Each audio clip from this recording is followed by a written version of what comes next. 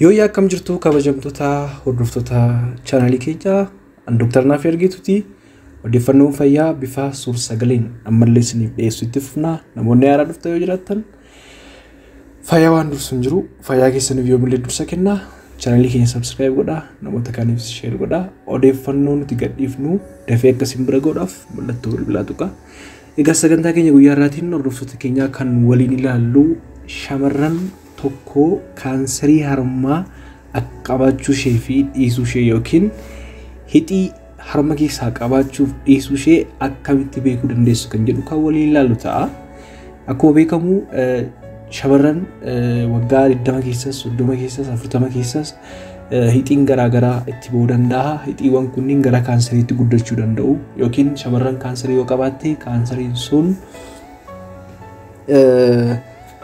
utuu gara qaama ishee biraatti hin faffaca'in. Maaliif kaanseriin sadarkaa jalqabaa irratti dafee yaala yoo argate namni tokko irraa fayyuu danda'a jechuudha. Kutaa qaama keessanitti yoo faca'e irraa fayyuu hin dandeessanii.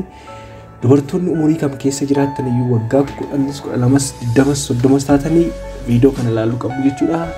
Mana keessanitti yeroo raftan, yeroo shaaworii galtan harma keessan akkamitti cheek of gochuu qabdu kaanseriidhaaf jechuudha.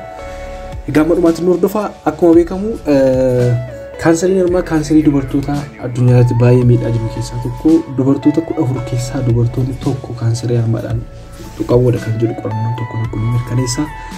Kaanseriin harmaa kun kaanserii beekamaadha. Dhalaa qofa osoo hin taane kaanseriin kun dhiirallee ni huba jechuudha. Gara kutaa lammaffaa irratti kaanserii harmaa kan dhiiraa qabannee kan dhiyaannu ta'a. Egaa akkamitti ilaaluu dandeenya kan jedhu steepidhaan ilaalla jechuudha. Hamma xumuraatti nu hordofaa. Egaa yommuu itti fufnu jalqaba irratti waan gochuu qabdanii qullaa keessan shamarranni mana keessan keessatti mastaawotii yookiin fuullee fuulduratti harma keessan ilaaluu qabdu. Tokkoffaa irratti harmi keessan guddina yookiin immoo dhiitaa harma keessanii fi garaagarummaa harma keessan gidduu ilaaluu qabdu jechuudha.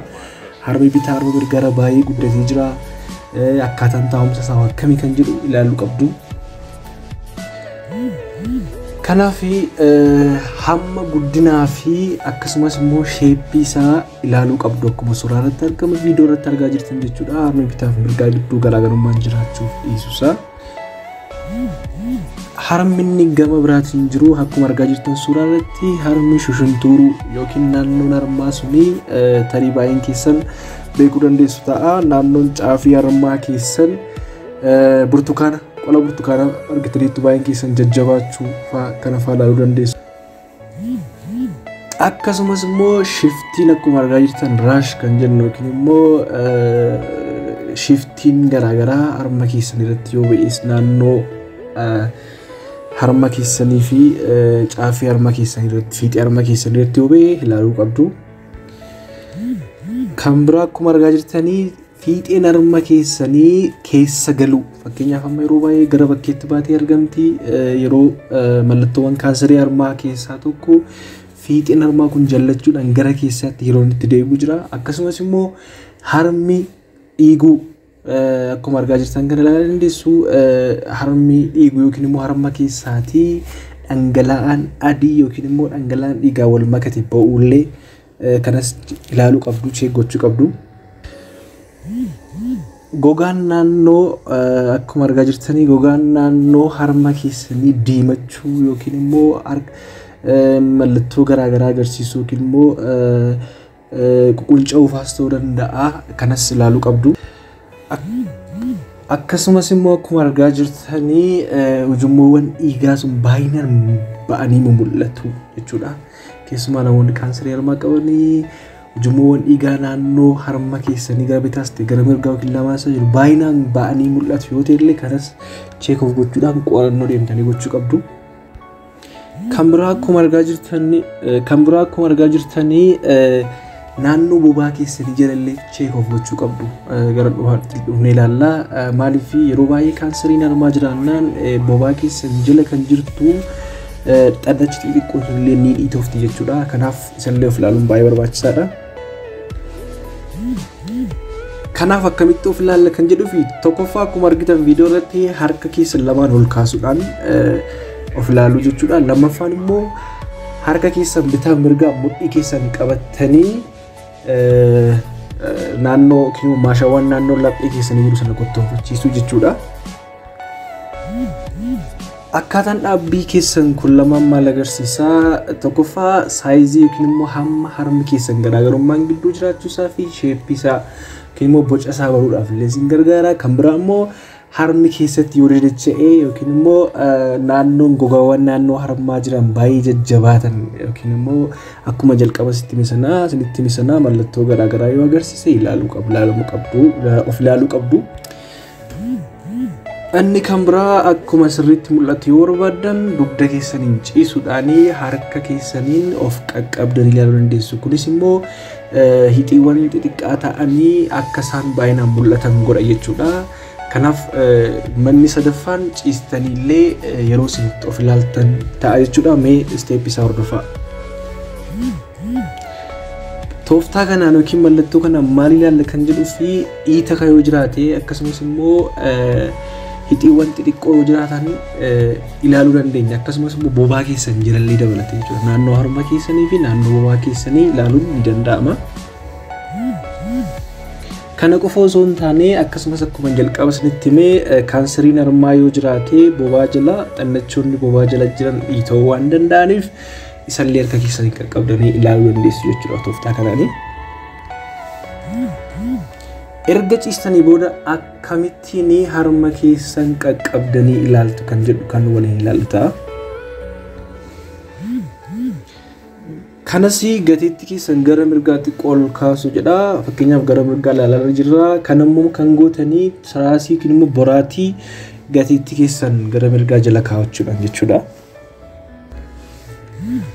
Akkuma argaa jirtanii harka keessan bitaa yookiin immoo ciqilee keessan diriirfachuudhaan harka keessan mataa keessan jala kaa'uudhaan ciisuu jechuudha. Akkuma argaa jirtanii. Quba keessan sadan sana harka bitaa sanaan fayyadamuudhaan dhiibbaa xiqqoomuudhaan qaqqabaa akkaataa itti qaqqabdan argaa jirtu kallattii irraa jalqabdan jechuudha. Kanammoo akkamitti ilaaltu yeroo harka keessaniin xiqqoon sukkumtu kallattii geengoo ta'e argaa jirtu miti circular motioniidhaan ilaalamuu qabdu. Gaafa of qaqqabdanii ilaaltanis dhiibbaa xiqqoo irratti jalqaba xiqqeessanii ilaaltu giddu galeessattis akkasumas immoo sirriittis gadi qabdanii ilaaltu jechuudha. Wanti jajjabaa akka hixiitee isinitti dhaga'ama jechuudha. Kanaaf akkuma argaa jirtanii qaqqabaa deemtu jechuudha. Qaqqabaa suuta hanga lafee keessanitti maashaa keessanitti illee kan qaqqabaa jirtan jechuudha. Kanaaf kallattii amma isiniif himneeni harma keessan kallattii sa'aatiin itti naannoftu yookiin immoo sa'aatiin itti naannofne illee kallattii bifa geenga'aa ta'een quba keessan sana sadan fayyadamtanii of ilaaluu dandeessu jechuudha. Ittaansuudhaan akkuma jalqaba jennee quba keessan sadan sana kan gara jajjabaa sana irra gootanii naannoo akkuma jalqabne fiixee irraa eegallee amma immoo ittaansuudhaan gara naannoo fiixee harma keessan siqaa harka keessaniin kallattii geengoo irra naannessuudhaan xiqqoo dhiibbaa xiqqoo uumuudhaan of ilaaltu jechuudha. Itti aansuudhaan immoo dhiita bobaa keessan jalaa ilaaluudhaaf maal gootu harka keessan deebistanii naannoo saayidii yookiin immoo cina keessan gootu harka keessa fakkeenyaaf kan mirgaa of ilaalaa jirtu yoo ta'e harka keessan bitaa fuutanii galchitanii ilaaltu jechuudha. Kallattii jalqaba isin jenne kallattii geengoo ta'een akkuma xiyyaan argaa jirtan kanaan gootu jechuudha. Kanatti aansuudhaan yeroo baay'ee xannachoonni lafee keessan naannoo gatiitti dheeraa jiru sana maal jedhama afaan oromoon hin beeku clavicle collarbone jenna. Isaa ol kan jiru bakkuma argaa jirtan kana harka keessan kallattii geengoodhaan ammallee dhiibbaa xiqqoomuudhaan naannessuudhaan ilaalu jechuudha dhiitaa yoo jiraate. Amma kallattii mirgaadhaan yookiin immoo shamarreen kun kan mirgaa of ilaalaa turte yoo ta'e bifuma kanaan bifa jalqaba hojjenne sanaan gara bitaadhaanis of ilaaluun baay'ee barbaachisaadha jechuudha. Yeroo ammamii fi shamarran tokko harma ishee yeroo meeqaan check of gochuu qabdi. Yeroon sirriitti dubartiin tokko kaanserii harmaa qaba yookiin immoo ofii isheetiin harma ishee check of gootu yookiin of ilaaltu erga pireediin itti dhufee torban tokko booda jechuudha. Fakkeenyaaf pireediin irratti dhufee jennaan erga pireediin irra deebi'ee booda torban tokko booda of ilaaluun baay'ee barbaachisaadha jechuudha.